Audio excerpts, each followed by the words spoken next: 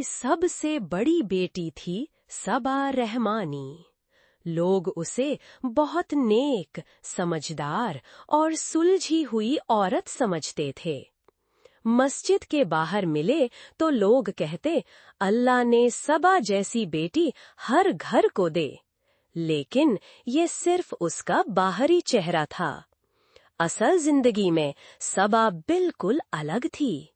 सबा की शादी शहर के ही एक सीधे साधे आदमी इमरान से हुई थी। इमरान एक छोटी सी दुकान चलाता था।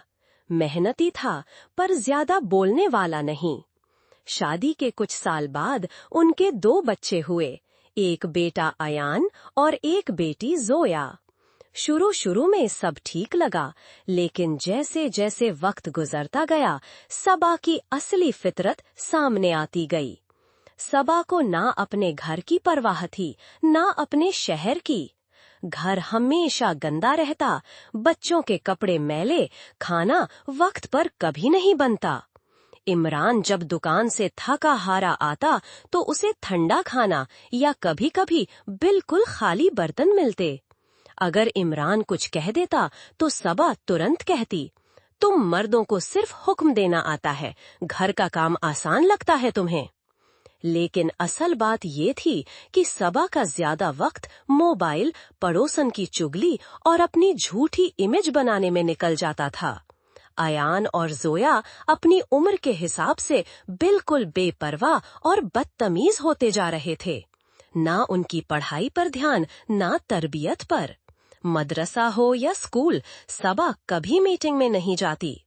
टीचर जब शिकायत करती तो सबा उल्टा कहती, आजकल के टीचर्स ही बच्चों को बिगाड़ देते हैं। बच्चे गली गलौत सीख गए थे, नमाज और अदब उनके लिए कोई मायने नहीं रखते थे।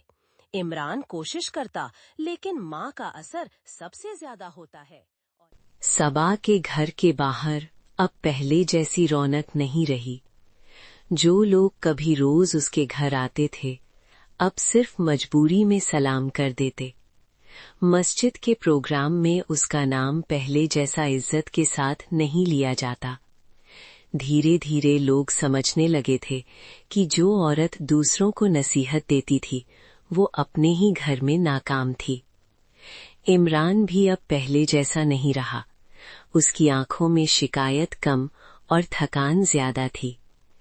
एक रात जब बच्चे अपने कमरे में लड़ रहे थे और घर में शोर मचा हुआ था, इमरान ने पहली बार सख्ती से कहा, सबा बस करो, कब तक हम यूं ही जीते रहेंगे। सबा ने आदत के मुताबिक जवाब दिया, तुम ही हमेशा मुझे गलत ठहरा देते हो। इमरान चुप रहा, लेकिन उसकी खामोशी इस बार बहुत भारी थी। बच्चों का हाथ से निकलना। आयान अब पूरी तरह बिगड़ चुका था। गलत दोस्तों, गलत आदतें और पढ़ाई से नफरत, ये सब सबा की लापरवाही का नतीजा था। एक दिन वो घर से पैसा चुराकर भाग गया। पुलिस ने उसे पकड़कर इमरान को बुलाया। सबा जब थाना पहुंची तो पहली बार उसे अपनी मां होने पर शर्म महसूस हुई। लोग पीछे खड़े फुसकरा रहे थे, यही है वो औरत जो हमें तरबियत का लेक्चर देती थी। जोया भी धीरे धीरे जिद और बदतमीजी की हद पार कर रही थी। माँ बेटी के बीच सिर्फ चीखना और इल्जाम रह गया था। भाई बहनों का फैसला।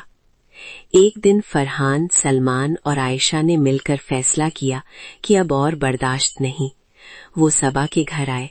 आयशा की आंखों में आंसू थे, लेकिन आवाज में सच्चाई। अप्पी, हमने आपको हमेशा बड़ी समझा, लेकिन आपने कभी बड़ी बहन का फर्ज नहीं निभाया। अब हम आपसे कोई उम्मीद नहीं रखते। सलमान ने सिर्फ इतना कहा, अल्लाह सब देख रहा है। वो तीनों चले गए। दरवाजा बंद हुआ, लेकिन सबा के दिल के अंदर कुछ टूट गया। जब दिखावा भी साथ छोड़ दे। शहर में एक नया वाकया हुआ। जिस एनजीओ के साथ सबा खुद को जोड़कर घूमती थी, उसके जिम्मेदारों को पता चला कि सबा सिर्फ नाम की मदद करती थी। उसका नाम लिस्ट से हटा दिया गया। अब न तालियां थीं, न तारीफ।